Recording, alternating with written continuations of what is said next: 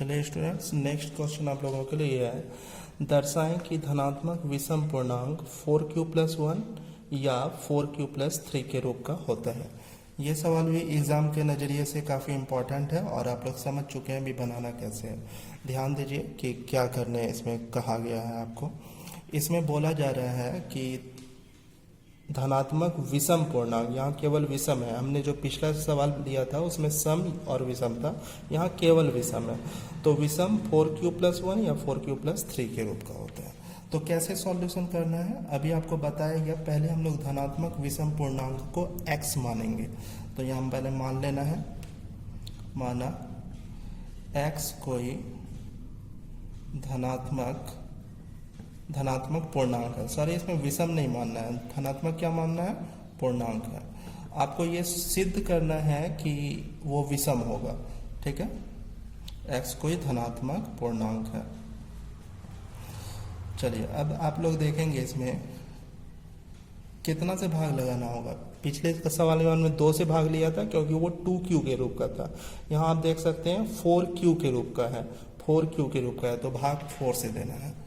तो हम लोग लिखेंगे इसे 4 से भाग देने पर, कितना से, 4 से भाग देने पर भागफल q और शेष r है। देखिए सेम चीज है जो हमने पिछले क्वेश्चन में किया है, वही कर रहे हैं अभी कि x धनात्मक पूर्णांक माना, सम विषम नहीं मानना है, केवल धनात्मक पूर्णांक मानना है। वहाँ सवाल में 2 था इसीलिए हमने वहाँ 2 लिया था, 2 से भाग देने पर। यहाँ सवाल में 4 है इसलिए हम लोग क्या लिख रहे हैं, इसे 4 से भाग देने पर भागफल q और शेष r है। इसलिए x बराबर हम लोग क्या लिखेंगे अभी, 4q+r। बहुत बढ़िया। जहां आप लोग देखेंगे जहां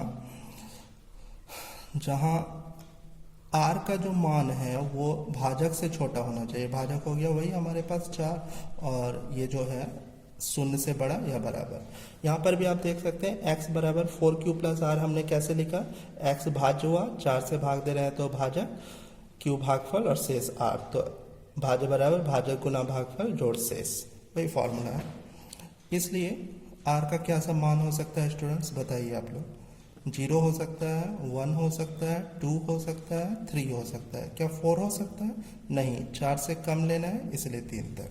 और अब आपको जैसा पिछले बार बताया, r का जितना वैल्यूज होता है उतना ही केसेस लेना है। तो यहाँ पर चूंकि इसमें 4 वैल्यूज है तो 4 केसेस आएंगे, ये ऑब्वियस बात है। चलिए हम लोग केस 1 ले लेते हैं पहले। केस 1 में r का वैल्यू कितना डालना है, 0। r का वैल्यू 0, इसलिए x का मान क्या होगा। देखिए x का मान 4q+r था और r का वैल्यू हम 0 डालेंगे। तो क्या लिखेंगे स्टूडेंट्स, 4q+r का वैल्यू हम लोग डालेंगे 0।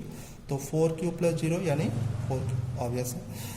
सोचिए q कुछ भी है, q 1 2 3 4 कोई भी संख्या है, ठीक है। अब जब उसको 4 से गुना करेंगे, जैसे मान लीजिए q 1 है तो 4 गुना 1 4 कैसी संख्या होगी, 4 जो है हमारी सम संख्या होगी।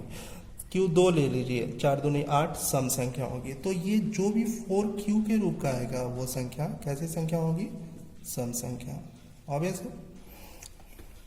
उसी तरीके से x इक्वल टू 4q+1 लेंगे, सॉरी स्टूडेंट्स, ये सम संख्या प्रूव हो गया। अब हम लोग केस 2 पर आना है आपको। केस 2 ध्यान से देखेंगे। केस 2 में r का वैल्यू कितना लेना है, 1, क्योंकि पहले 0 लिया, अब हम लोग r का वैल्यू 1 ले रहे हैं। बताइए यदि r का मान 1 है तो x का मान क्या चलेगा। x का मान तो 4q+r था, r का वैल्यू हम लोग डालेंगे 1, तो ये हो जाएगा 4q+1। अभी आप देखिए 4q हमारे पास सम संख्या थी, सम में 1 जोड़ा गया। किसी भी सम संख्या में जब आप 1 जोड़ेंगे तो कैसी संख्या प्राप्त होगी, विषम संख्या। बहुत बढ़िया, विषम संख्या। तो ये प्रूव हो जाता है कि यह विषम संख्या है। देखिए क्वेश्चन में हमारे पास ये नहीं लिखा है कि 4q जो है सम है, लेकिन चूंकि r का 4 वैल्यूज है तो हम लोगों को चारों पर आना होगा।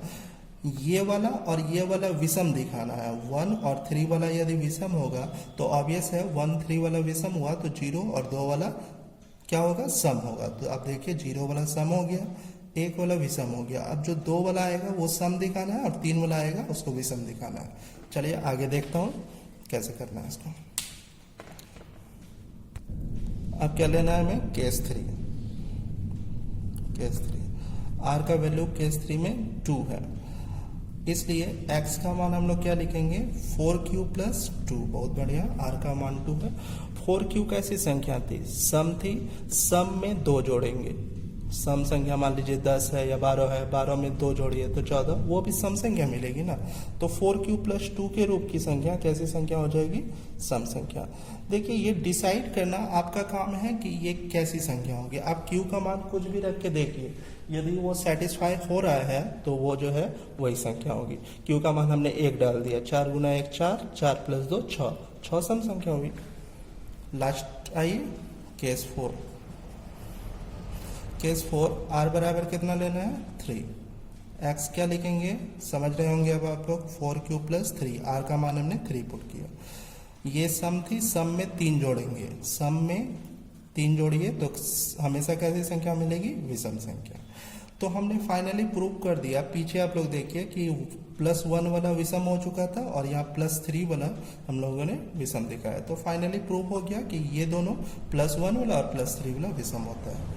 अतः लिखिए और आप लोग ये पूरा लिख देंगे कि अतः धनात्मक विषम पूर्णांक 4q प्लस 1 या 4q प्लस 3 के रूप का होता है।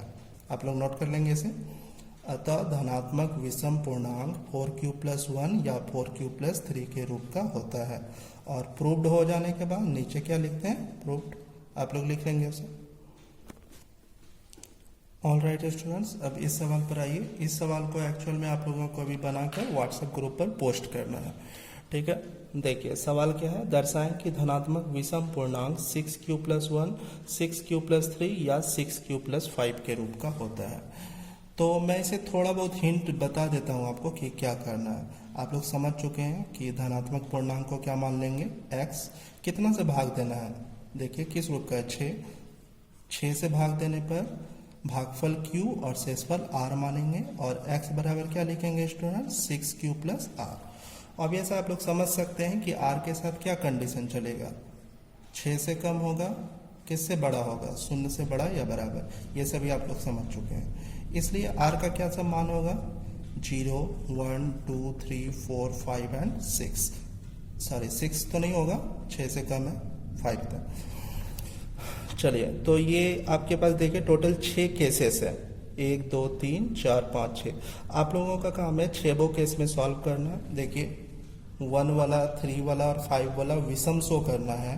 1, 3, 5 विषम होगा, तो अब ये से 0 वाला, 2 वाला और 4 वाला सम होगा। आपको इसको ठीक उसी तरीके से बनाना है जैसे अभी आपने पिछला क्वेश्चन सॉल्व किया था, उसे बना के व्हाट्सएप ग्रुप पर पोस्ट करेंगे।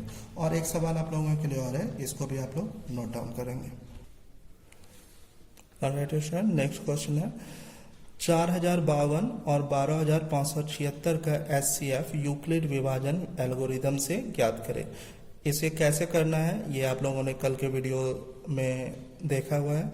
किसी ने यदि नहीं देखा है तो वे लोग कल का वीडियो एक बार देख लें और इसे भी सॉल्व करके व्हाट्सएप ग्रुप पे डालेंगे। तो आज के लिए आप लोगों का ये दोनों होमवर्क है। इस सवाल का जवाब 4 है, इसमें आंसर नहीं होगा क्योंकि यहाँ सिद्ध करना है, तो आपको प्रूविंग के थ्रू दिखाना है। चलिए आई होप आप लोगों को ये चीज़ समझ में आया होगा और कल हम लोग फिर इसमें आगे बात करेंगे। तब तक घर पर रहें, सुरक्षित रहें।